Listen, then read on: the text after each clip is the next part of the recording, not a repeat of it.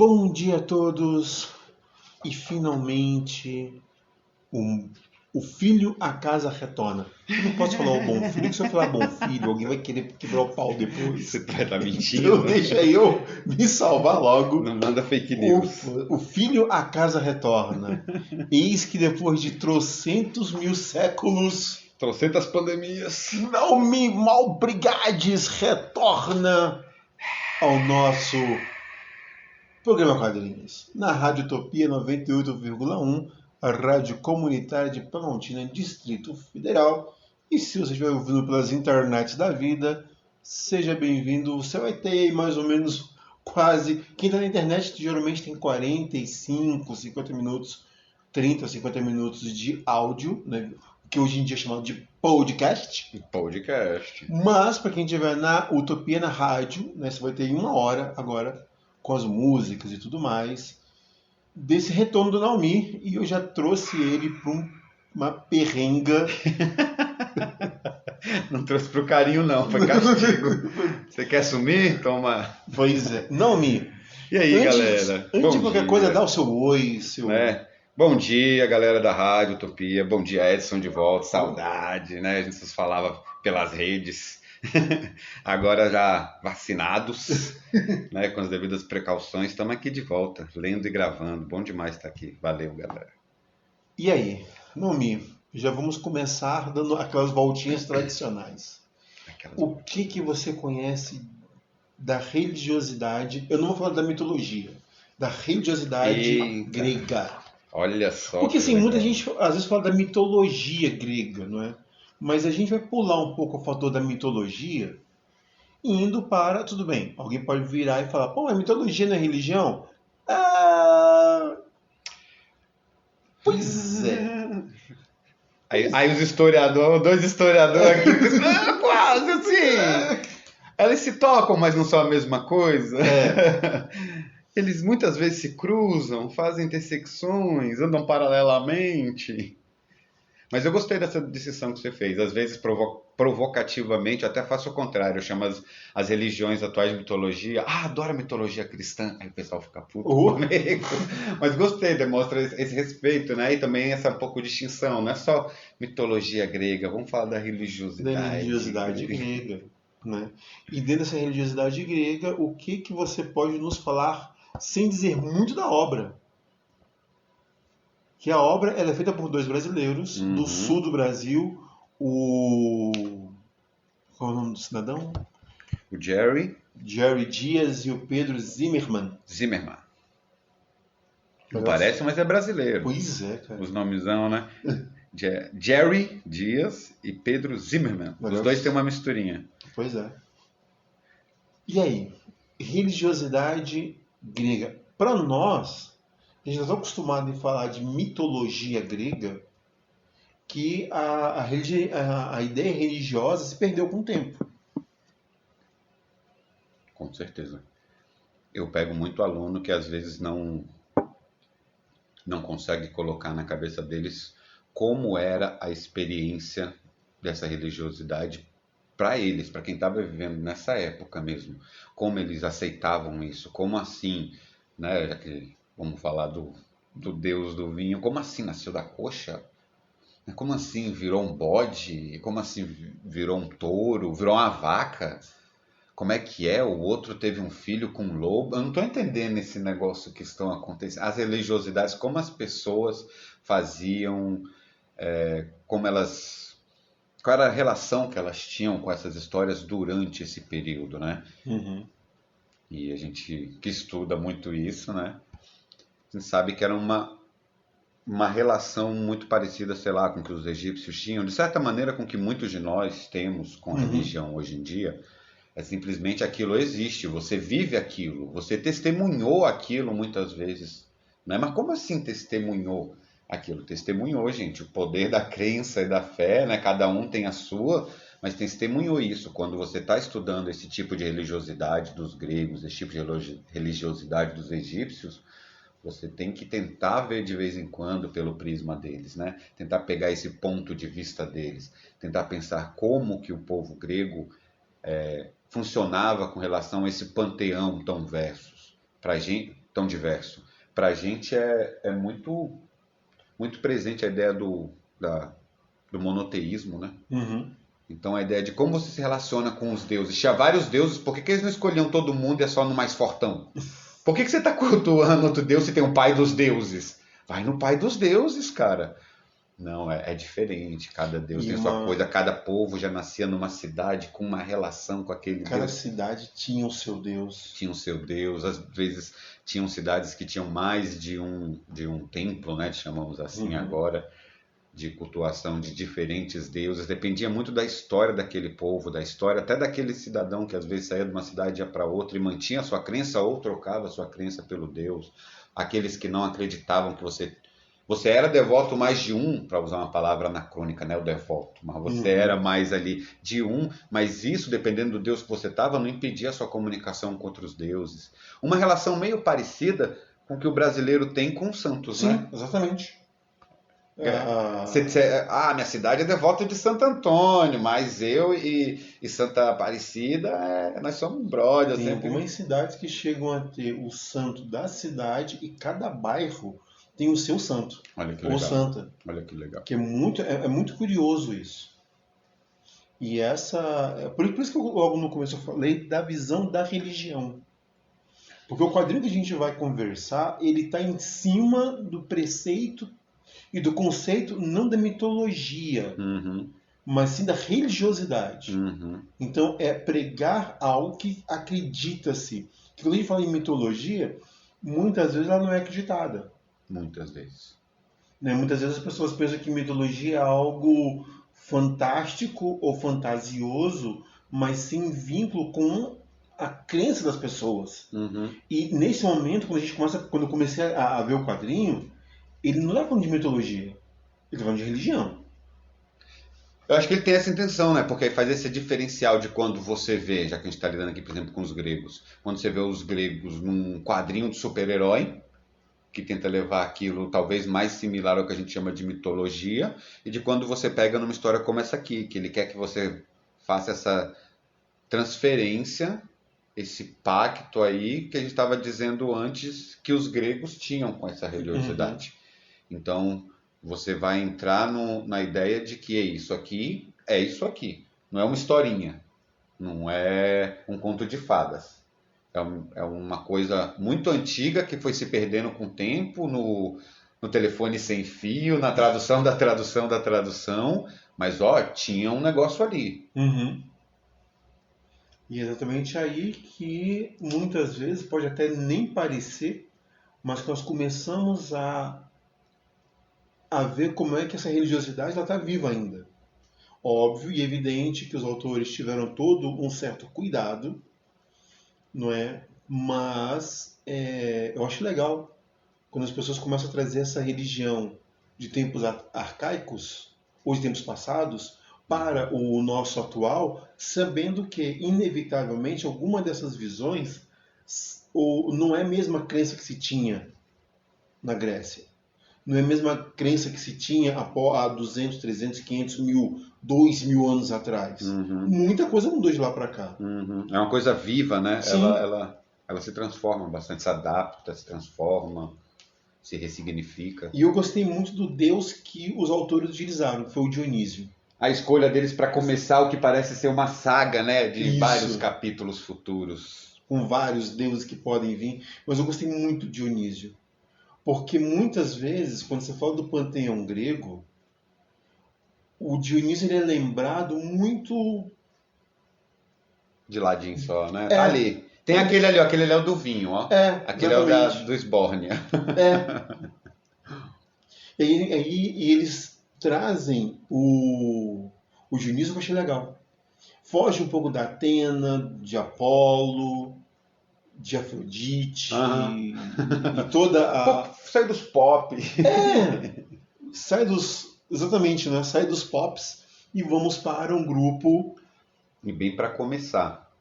O que foi uma ótima ideia, porque você vê, tanto por ser já um quadrinho com aviso de impróprio para menores de 18, né? Tem um avisozinho aqui, não recomendado, né? Então, como ele está querendo fazer uma saga que aborda isso, mas querendo mesmo fugir dessa ideia só de um quadrinho de super-herói, e nisso não diminuindo um quadrinho de super-herói, né, gente? A gente já falou aqui, eu já participei de programas em que falamos sobre super-herói e não é diminuindo, mas quando eu falo aqui o quadrinho de super-herói, é o comic americano básico Marvel e DC. E já saindo disso, a escolha do Dionísio para tentar puxar já um negócio mais adulto, já que esse deus tem essa relação do vinho, da orgia, né, do desbunde, de você se permitir, casou legal com essa intenção. Acho que casou legal. Que é um deus mais botado de lado e em compensação a galera da noite, né, da boemia, é o deus que eles mais conhecem. Vamos para 2 músicas gregas e daqui a pouco nós voltamos. No Brasil, a violência familiar é uma dura realidade bem maior do que a gente imagina. Tudo o que prejudica o bem-estar e a integridade física e mental de uma pessoa da família é violência. Tudo o que tira a liberdade e impede o pleno desenvolvimento de uma pessoa da família é violência. A violência familiar acontece dentro e fora de casa. E combater esse mal não é fácil, principalmente porque, na maior parte das vezes, a gente nem percebe que alguém da nossa família está precisando de ajuda e de suporte. Se alguém precisar de ajuda para acabar com qualquer tipo de violência familiar, basta procurar a delegacia mais próxima, Ministério Público ou ligar para o Disque 100. A ligação é gratuita e pode ser feita de qualquer lugar do Brasil. Na nossa rádio, direitos humanos são de todos nós. É assim que a gente vai conquistando o nosso direito à cidadania. Naomi Malbrigades. Fazia tempo que eu não falava esse nome. Esse nome fácil. Pô, adoro esse nome, cara. É sério. Eu já falei pra você que eu adoro teu nome. Né? Eu também gosto dele. Ainda bem. Não, e 38 anos vivendo a surpresa da galera assim. Por favor, a senhora Naomi está? O próprio. Ai, desculpa! Perdão! Nunca fica velho. Ver a cara da galera assim. Não, meu amor, calma, tô acostumado. Muito bem, Naomi. Vamos apresentar um pouco da obra sem entrar em muitos detalhes. Ainda. Eu? Sim. Dionísio. Vamos falar um pouco da obra sem entrar em detalhes. Primeiro da trama mesmo, do enredo, que eu gostei bastante da ideia, assim. O princípio, como a gente falou, de abordar mais por uma religiosidade. E ele pega uma ideia, tentando não pensar em spoiler. Ou melhor, pensar em não botar spoiler. Ele pega uma ideia que já é utilizada até. Não é a primeira vez que eu vejo esse tipo de ideia. Inclusive em comics. É quem está falando de Marvel e DC. Sim. De você pluralizar a possibilidade da existência de panteões. Né? Não apenas o grego, já que a gente está mostrando o Dionísio. Mas a ideia de você ter panteões. E tentar fazer uma história mais adulta com isso é bacana e é um desafio. Sim. É um desafio. Porque eu vejo aqui que a intenção deles não é uma história mais adulta, porque tipo, eu vou botar um palavrão, eu vou botar uma mulher pelada, mas uma história mais adulta para ter mais complexidade, né, na trama que está lidando em si. Então ele vai colocar um personagem aqui, você lembra o nome dele? Acabei de esquecer. O nome do nosso querido. Eu estava tentando lembrar, era o primeiro nome dele. Adriano? Adriano, isso. Então vai ter o Adriano, que é esse detetive particular. E ele vai se ver, né? É bem comum nesse tipo de jornada do herói. Vai se ver retirado do cotidiano, do padrão de vida dele, para de repente tá convivendo com esses novos parâmetros, com efeito Matrix, tudo que você achava que existia é diferente. Ressignifique o mundo e vamos a partir daí.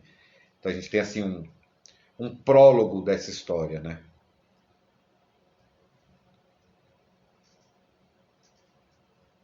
E o interessante é que o nosso querido Adriano, ele é colocado numa... É interessante porque ele não faz, apesar de ser detetive particular, mas ele não está dentro de uma investigação. Sim. A investigação tá ali de fundo De só, fundo. né? Pra gente saber que ele é isso. Sim. Inclusive, acho que é uma escolha de profissão interessante, né? Porque aí você vai ter a possibilidade disso, de lidar com temas até mais adultos. Você já pode colocar o personagem em situações de perigo ou não e ficar mais verossímil. Uhum. Né? Já é um detetive particular que eles tentam expor ali desde o início que tá acostumado. Se o trem pegar, ele aguenta. E o legal é que como colocam ele não sendo detetive, não dentro de uma entrevista, de uma investigação, mas ele acaba utilizando do trabalho dele, do conhecimento dele, para entender o que está acontecendo ao redor. Isso. E aí o olhar crítico, o olhar do detetive, se faz presente muitas vezes, quando você às vezes nem espera muito que ocorra. Do que eu acho que dá essa verossemelhança mesmo, porque você não fica só naquela coisa que acontece muito história de como que esse personagem chegou a essa conclusão. Foi bem coincidência demais isso, não? É legal que já apresentam desde o início que ele tem esse leque de habilidades, né? Uhum. Ali disponível para ele. Então ele faz o uso disso já nesse primeiro livro. Acredito que a gente ainda vai ver muito disso dele, né? E ele vai para e graças a uma amiga, ele vai para um evento que tem como tema As bacantes. as bacantes, que eu achei fantástico. Muito bom, né? E assim, é legal que esse tipo de peça das bacantes, que não acontece em teatro, mas sim em espaços alternativos e que bota o público mais envolvido, eu já tinha ouvido falar, eu nunca fui, mas já tinha ouvido falar de amigos que foram nesse tipo de apresentação. Então, achei massa, achei bacana. Sim. É uma parada que acontece mesmo, né? E pega algo também que é fora do grande público. Uhum.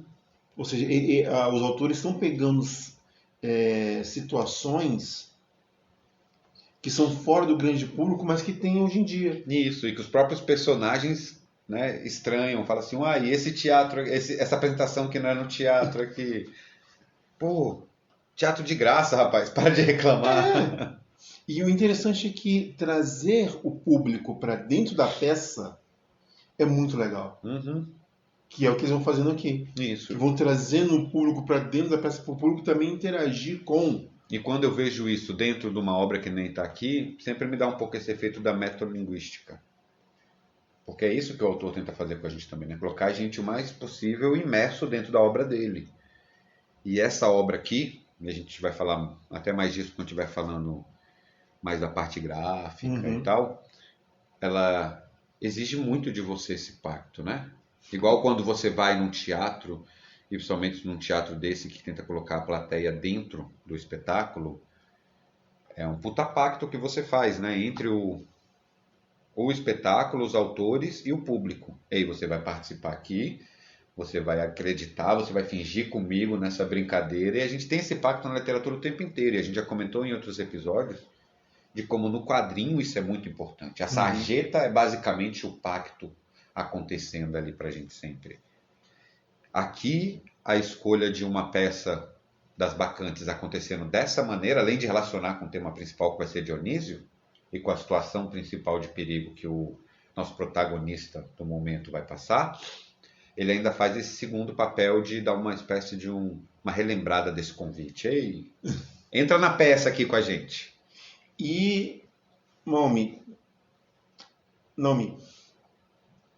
o que você tem a falar um pouco sobre a escolha da arte? Eita. Assim, já vamos começando logo a falar das partes complicadas da obra. Porque o que acontece? A escolha dos autores não foi fazer o desenho tradicional. Não. Foi fazer a... Eu vou até procurar o nome certo aqui. Dionísio foi inteiramente realizado em computador, usando recursos do Photoshop e a biblioteca de modelos do software das Studio. Então eles pegaram realmente uma biblioteca disponível de personagens, de físicos, de roupas, de cenários disponíveis e montaram em cima. Você até falou, né, para mim que saiu de um projeto do Catarse, teve esse apoio popular. Então você vê que a empreitada deles foi bem isso. quando você lê a biografia do Jerry e do Pedro, que vem aqui junto, né? Um pequeno resumo, você vê que eles têm muita experiência em roteirizar e em dirigir. Curtas, premiados e tudo mais. O Jerry tem curta premiado e tal. Então, você sabendo dessa informação e lendo o quadrinho novamente, você percebe mesmo essa tentativa de adaptar, como coloca o colega no prefácio, ou a colega, quem é mesmo que faz esse prefácio aqui? O Christopher Cattensmith, porra, mas aí também é pior que Malbrigades esse aqui, viu? Pois é. Mas tudo bem. Como ele coloca, o quadrinho tem sempre esse negócio que a gente já comentou, do orçamento ser o mesmo, independente dos efeitos especiais que você quer colocar. Então é super compreensível que pessoas que estavam lidando ali em curtas e queriam fazer uma obra desse tamanho, queriam botar algo que pudesse ter cenas cósmicas, né? Coisas de divindades e tudo mais, eles optaram pelo quadrinho porque eles não tinham um orçamento para transformar isso num filme. Então eles fizeram essa escolha ousada aí. E aí acho que entra legal aquilo que a gente estava acabando de falar do pacto, que assim como na peça, eles são convidados. Vem cá, colabora comigo. Você vai ver uma peça de teatro, mas é uma peça de teatro de um jeito diferente. Mas é uma peça de teatro, mas é diferente. Colabora comigo que você vai gostar, vem aqui. Eu acho que os autores fazem isso nessa escolha. Assim que eu já comecei com o pé atrás, mas aí eu fui aceitando e fui me rendendo, peguei essa cena do teatro, entendi isso para mim como uma mensagem e fui, tá, então deixa eu ver. Porque de primeiro relance me lembrou muito fotonovela. Sim. Fotonovela do GTA 3, 4. Não é nem uma fotonovela de atores e tal. Com alguns dos problemas que a fotonovela tinha. Porque a fotonovela pode ser muito, muito boa também. Mas era muito normal a fotonovela ser isso mesmo, só fotos estáticas colocadas em sequência e o texto escrito. E aí aqui vem uma das pequenas críticas sobre a obra, é que eu acho que você também teve a mesma dificuldade que você tinha comentado rapidamente, que é o balão. A falta né? do balão faz o diferencial. E ó, eu já vi muito artista de quadrinhos, tanto não utilizar fala nenhuma, quanto utilizar a fala de maneiras alternativas do que o balão. Só que para essa escolha, que parece uma fotonovela, que às vezes, mais no início do que no fim, eu tenho a impressão que eles foram pegando, o Pedro foi pegando a maneira de adaptar a ideia que eles queriam para a linguagem dos quadrinhos, mas para esse tipo que eles escolheram de passagem de ideia visual, escolher colocar as falas escritas embaixo, sem nenhum travessão, é uma escolha artística mesmo. Sim. Sem nenhuma distinção de quem está falando para o outro. Não é um Saramago que emenda uma frase na outra, ele bota um espaço, mas é isso, um em cima, outro embaixo. E você deduz, porque é feito de uma maneira tão certinha que você lê e você sabe quem disse. Né? Eu não tive momento de ler e pensar, quem falou isso? Foi fulano ou foi ciclano? Não, eu saquei quem estava dizendo o que assim que eu li. Tem esse mérito. Mas deu mais ainda a cara de estático. Tirou mais ainda a fluidez. Pelo menos na minha leitura, a minha primeira leitura. A leitura inicial e antes de eu aceitar esse pacto com eles. Então, quando eu passo pelas primeiras páginas aqui para mim, e olha que nem é que ele não tenta fazer um movimento, que ele tenta. Sim. Eu acho a diagramação bacana desde o início, a escolha do jeito que ele põe os quadrinhos e tal, o tipo de sarjeta escolhida é legal, o preto como fundo da sarjeta em vez de como branco pode colaborar com essa sensação que ele quer dar de mais adulto, mais sombrio e mais pesado, mas que acho que a história quase toda se passa à noite. Sim. Né? Então casa com tudo ali que ele está querendo, ele pode usar das cores dentro e manter um sombrio do lado de fora. E mesmo quando está de dia, dá a entender que é aquele pôr do sol. Ou algo próximo. Isso. Só que aí você topa de cara com esses bonecos do The Sims ou do GTA num frame, você não consegue ver personalidade do desenho. Não é porque é um desenho em computação gráfica que a gente já está acostumado a ver coisa assim, um desenho no digitalizado. Não. É porque eles usaram bonecos do banco de dados. Depois que eu li essa informação, que eu primeiro li o quadrinho, né? Você já falou, vou ler primeiro o quadrinho, depois você lê os extras. Pra quebrar. Pra quebrar.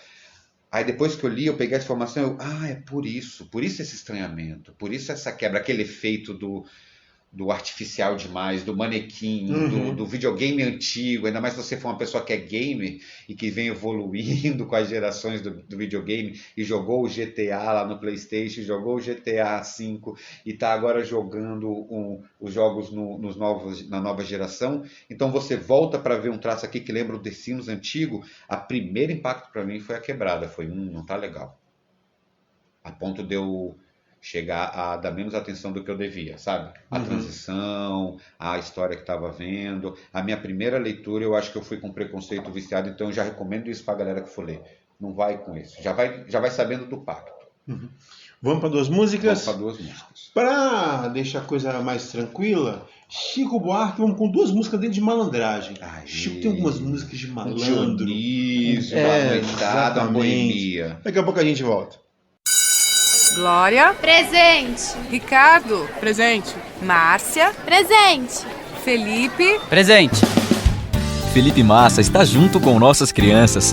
Ele é um grande aliado do Unicef na promoção do direito de aprender de cada criança e cada adolescente. Eu, como campeão do Unicef para as crianças brasileiras, vou ajudar a fazer de cada menina e cada menino um vitorioso. Felipe Massa, campeão do Unicef para as crianças brasileiras. Naomi, terceiro e último bloco do programa Quadrinhos da Rádio Utopia. Passa voando, rapidinho. Quando você vê, já foi. E vamos àquela parte que eu mais gosto de colocar os meus entrevistados no paredão. Uma cena que você gostou. Tá. E sem falar muito spoiler. O que acontece? Como eu comentei antes, eu tenho a impressão, talvez por eu ter aderido tardiamente ao pacto, talvez porque o início realmente seja mais estático, mas eu fiquei muito com a impressão de que a pegada vai evoluindo. A gente sempre fala que o quadrinho tem um set de ferramentas próprias para a narrativa dele, que não é só contar uma história desenhada, mas o bom quadrinista sabe usar disso. Eu tenho a impressão que de novo, vou olhar o nome, o Pedro Zimmermann foi pegando mais e mais essa sacada de fazer isso com esse material, né? Não que ele não saiba, de repente ele até sabe fazer isso em ser com essa fotonovela. Mas achei que foi aprimorando, talvez foi aderindo mais ao pacto e foi ficando melhor mais para frente. Então, para tentar falar da cena sem dar um mega spoiler, a fuga do nosso Adriano, né, do nosso protagonista, quando ele está fugindo lá do mal que ele encontra, do evento que ele encontra, e ele tem que se colocar do lado de fora do prédio, e você então é presenteado com cenas na chuva que dão uma noção de movimento muito legal. Você volta a ler quadrinho, e aí você tá ali nesse movimento e você sabe que eu adoro isso, que eu falei isso de vários quadrinhos, você vira a página e plá, página dupla. Adoro isso, quando ele pá na sua cara e consegue te pegar legal. É uma página dupla de frames, né? Aquele frames espalhados, lembra muito uma que a gente analisou muito aqui uma vez do Demolidor também, que cobria a página inteira de vários quadrinhos. Mas é isso, aqui eu olhei e falei, isso é quadrinho. É isso aqui, ó Pedro. Você sacou aqui, o Pedro e o Jerry, não sei quem foi que esquematizou essa parte, mas é isso aqui, ó. Aqui você sacou como você pegar e transformar uma coisa que estava tão estática em movimento, use elementos do cenário, use uma diagramação, como é que eu vou dizer, mais ousada, porque embora a diagramação inicial do quadrado linear, mesmo espalhado, fosse legal, ela ajuda muito a manter o negócio que já está acontecendo pela escolha do gráfico, que é o estático. Então, quando você brinca mais com isso e muda um pouco mais isso, você ajuda a quebrar isso. Eu vejo que ele estava experimentando bastante. Você for ler e você vê que ele tenta vários tipos de diagramação. Mas, para mim, essa é a cena. A fuga. A fuga. E o lance da chuva ficou maravilhoso. Ficou maravilhoso. Deu o dinamismo que eu estava querendo, que eu não estava vendo antes. E a sua? Cara, a minha, eu vou um pouquinho além, que é quando ele volta pro local do evento. Ah, sim. E aí é onde tem a revelação, O spoiler máximo que não pode dar. não é, esqueci agora o nome que se dá. Quando a trama vira. O ápice. O ápice. E quando ela dá a virada de ideia que os autores trazem, o que eles realmente estavam querendo falar. Aquele momento eu achei, caramba, isso é fantástico. Isso é fantástico. Tipo, eu achei que eu estava entendendo a história, eu estava comprando toda a história, mas aí nesse momento ele me apresenta tipo ao universo expandido. O que você está vendo aqui não é uma mini que vai acabar aqui. Pois é. E isso dá um gancho para outras tantas obras, Com certeza. para outras tantas vertentes, que eu considerei que esse ponto foi aquele momento onde caramba. Com certeza. Eu acho inclusive que poderia ter, mas eu entendi porque que não tem. Mas que poderia ter no título, na capa, em algum lugar, um tipo de indicação de que você soubesse que você está pegando a edição 1. Mesmo que não tenha saído outras ainda. Sim. Mas pelo título ser Dionísio e ele dá essa ideia de um panteão, né, de um politeísmo, acredito que a ideia é os próximos terem outros nomes. Então por isso não tem, né, parte 1 ou parte 2. Eu gostei muito e foi um momento onde caramba, te pega. Literalmente assim, ele te dá um sacode. Isso. E diz, volta pro começo e releia tudo. E você vai vendo o que a gente foi colocando nas entrelinhas. Já estava lá. E já estavam lá, só que você não tinha captado, você não tinha... Isso eu achei legal. Também. Que ele vai te dando dicas do que está acontecendo, mas que quando a coisa explode, né, ela te leva para esse caminho e te dá uma explicação de que é interessante. Acho que inclusive serve muito bem mesmo para aqueles que nunca, que é difícil no nosso mundo atual, né, com tanta obra de ficção e tal, mas mesmo aquele que nunca teve um contato com o panteão grego. Nunca teve um contato, como você disse, com a religiosidade grega, para usar o termo que você puxou no início. Mesmo assim, ele vai conseguir ser introduzido a essas histórias e conseguir aproveitar, pelo menos essa edição já, que já saiu, que eu consegui ler, conseguir aproveitar a história, mesmo se ele não tiver conhecimento prévio dessa religiosidade. E o interessante é que no formato em que eles nos apresentam, você pode tranquilamente visitar vários panteões, vários grupos religiosos pelo mundo, porque ele te dá uma possibilidade magnífica para isso. Isso. É isso, né? Ele abre a portinha para o universo expandido, para falar, isso aqui tá legal, mas a gente pode fazer tudo isso aqui, ó. Se vocês, galerinha que apoiou no Catarse, já gostaram até aqui, eu tenho uma boa notícia para vocês. Pode vir muita coisa boa aí junto. E você falou um pouco da parte gráfica e a narrativa. Narrativa escrita. Porque a parte gráfica, eles vão ganhando com o tempo, aparentemente. Isso. Podemos estar errados? Podemos. Mas a sensação que você teve... Eu também tive um pouco dela, de que eles vão pegando o jeito com o tempo. A narrativa gráfica, ok.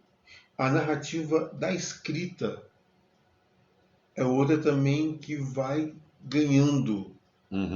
Eu acredito que eu fui sentindo isso. No começo ela não estava tão fluida, depois ela vai fluindo. Talvez pelo modo como você falou, a foto do balão.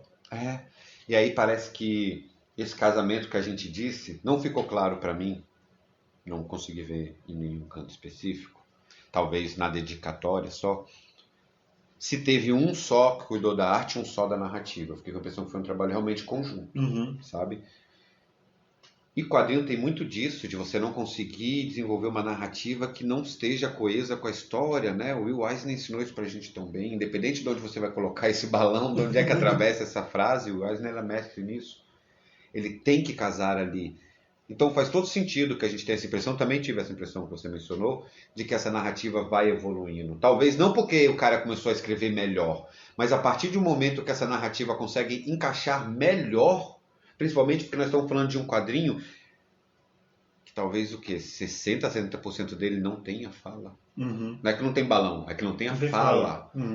Sabe? Ele tenta passar fluidez de outra maneira. Se querer te cortar, mas já te cortando, quadrinhos ou histórias com pouquíssima fala exige muito da parte gráfica. Muito. Porque é isso, quando você está falando então e a narrativa, tá gráfico incluído, né? Porque no quadrinho você narra com imagens também, não só com as palavras. Então, acho que esse casamento vai acontecer no geral. Essa própria narrativa, tanto nas palavras quanto no gráfico, estava muito estático no início. Estava muito manequins. Uma coisa meio assim. Tá aquele casinho de fundo, doutor, te ligou, oi amigo, sabe? Até o jeito que a conversa estava fluindo parecia mais dura para mim, teatro do colégio e tal. E depois parece que vai engatando, vai ficando mais fluido. É o que eu estou falando, talvez não seja pela escrita em si, mas porque faltava encaixar com o desenho. Faltava encaixar com o gráfico. Talvez encaixado com o gráfico desde o início desse uma fluidez e uma ideia de naturalidade maior. Até porque quando eu estava lendo, e isso é uma outra coisa que a gente pode comentar brevemente, que deve ser proposital, até porque foi usado essas ferramentas desse programa, que não deve ser um programa necessariamente brasileiro, podia se passar em qualquer lugar essa história, né? Sim. Podia se passar em qualquer lugar. Ficou genérico os personagens, o rosto dos personagens, os cenários em que eles estão, em que acontece Brasil, tudo. Estados Unidos, Europa. Podia, qualquer Tranquilo. canto, cara. Você podia falar que era um país de qualquer lugar, porque qualquer lugar pode ter uma cidade com esses cantos, uma periferia e um lugar de apresentação mais ou menos mais arrumado. Qualquer canto mesmo, cara. Não importa o país, se for pegar mais pobre, mais rico, sabe? Dá para você situar. E talvez seja proposital. Me fez sentir um pouco a falta que então a narrativa me trouxesse para o Brasil. As gírias, a conversa, coisa assim, dessa essa identidade mais... Isso, mas talvez a intenção dele fosse não fazer isso no visual, mas acho que o texto podia trazer. Porque aí na hora que você for traduzir para o americano, você bota a gíria americana. Quando você vai para o italiano, você bota a gíria de italiano. Então você pode, em cada linguagem, pode ter uma vantagem mesmo, você pode em cada linguagem tentar territorializar mais, dar um bairrismozinho ali de leve. Mas não teve. Então a narrativa também pode evoluir para isso ainda, nas próximas edições, se for a intenção dos autores. Mesmo que não seja no cenário, ou por escolha, ou por falta de disponibilidade no catálogo do software que eles utilizam, mas a própria escrita. Acho que pode trazer um pouco mais dessa regionalidade para a gente.